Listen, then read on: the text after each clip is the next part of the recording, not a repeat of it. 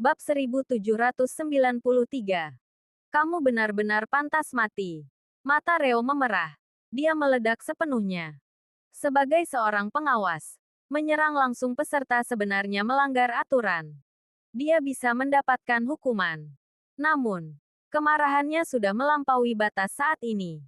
Sudah aku beri kelonggaran berkali-kali. Tapi kamu tetap nggak tahu diri. Pergi. Saka juga murka. Tubuhnya memancarkan cahaya emas yang berkobar-kobar. Dia langsung melayangkan pukulan keras. Reo yang adalah seorang ahli tingkat langit tahap 8, menganggap remeh Saka. Namun, ketika pukulan bercahaya emas itu tiba, wajah Reo langsung berubah. Tubuhnya terlempar jauh, lengannya bergetar hebat, sementara dia tidak mampu menahannya. Siapapun yang menghalangiku akan mati. Bayangan pukulan Saka seperti ombak yang tak henti-hentinya. Semangat bertarungnya meledak. Dalam sekejap, Reo menerima lebih dari 10 pukulan berturut-turut. Tubuh Reo terus menerima serangan beruntun. Suara tulang patah terdengar. Sementara dia memuntahkan darah sambil berseru kaget. Ini kekuatan Raja Ganda. Saka hanya menyeringai tanpa menjawab. Dengan satu pukulan yang kuat, dia berhasil menekan Reo hingga terpental jauh. Cahaya emas menyapu tubuh Reo, membuatnya menempel di dinding batu dengan tulang patah di berbagai tempat. Kamu seharusnya bersyukur aku sedang bersabar. Kalau enggak, aku juga akan melemparmu ke kawanan binatang buas. Saka melemparkan komentar dingin sebelum berjalan pergi bersama kelompoknya tanpa memedulian Reo. Setelah 3 bulan mengasah diri, emosinya sudah jauh lebih terkendali, sehingga dia memilih untuk tidak membunuh Reo. Di sepanjang perjalanan, setiap melewati penjagaan binatang buas, Saka menangkap beberapa orang dari kota Sentana untuk melayani binatang-binatang buas itu. Setelah binatang-binatang tersebut kelelahan, dia membawa kembali korban itu, lalu melanjutkan perjalanan.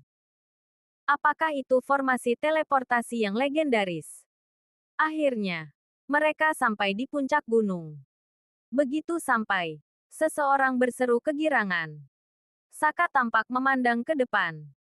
Di atas platform di puncak gunung itu, dia bisa melihat sebuah formasi teleportasi yang besar.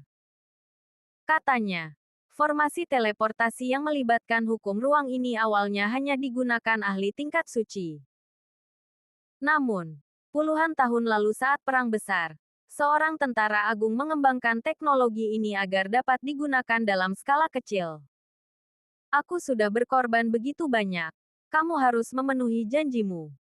Pada saat ini, seorang pria dari kota Sentana berkata dengan nada penuh penderitaan, sambil menahan sakit dengan wajah sedihnya. Ukuran binatang buas itu sungguh besar hingga tubuh bagian belakang mereka terasa sungguh tersiksa. Tubuh mereka sudah dilecehkan. Sekarang mereka menuntut hak mereka. Saka tentu saja tidak melanggar janjinya. Dia mengizinkan orang kota Sentana menaiki formasi teleportasi terlebih dulu, memungkinkan mereka untuk memilih posisi jatuh di Gunung Reribu. Tak diragukan lagi, orang-orang dari kota Sentana semua memilih tempat yang dekat dengan api ilahi. Sementara itu, orang-orang dari wilayah selatan mulai bertanding secara adil untuk mendapatkan sisa posisi yang tersedia. Namun, baik kelompok kota Sentana maupun wilayah selatan sepakat untuk meninggalkan posisi terbaik, yaitu tepat di tengah formasi. Bagi Saka, tidak ada yang berani merebutnya. Di sana, hampir dapat dipastikan seseorang akan langsung menemukan api ilahi setelah berteleportasi. Kemudian, Saka membawa Elin dan Cecil untuk menaiki formasi teleportasi.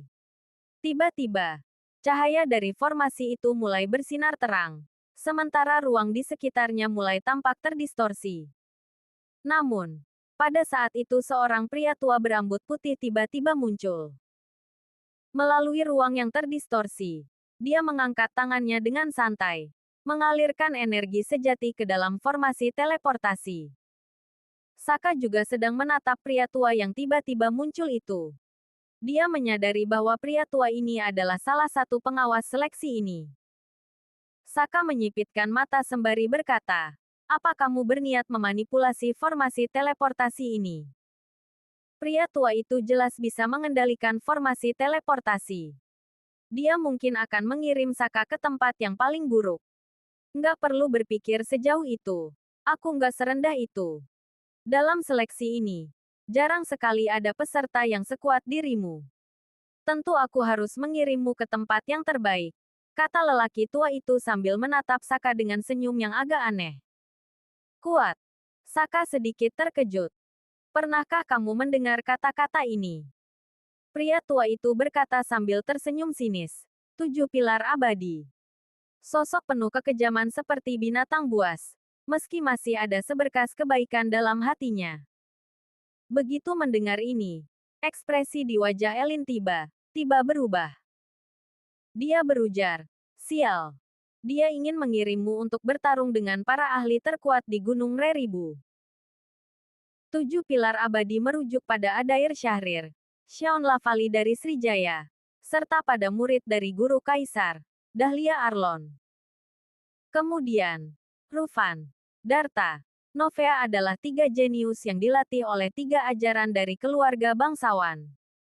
Lalu, ada putra mahkota keluarga kerajaan yang sangat kejam. Selain itu, namun, sebelum Elin bisa selesai berbicara, cahaya formasi teleportasi sudah mencapai puncaknya, ruang menjadi sangat terdistorsi. Tubuh Saka mulai menghilang. Tetapi dia masih sempat menyeringai sambil berkata, ini akan makin menarik.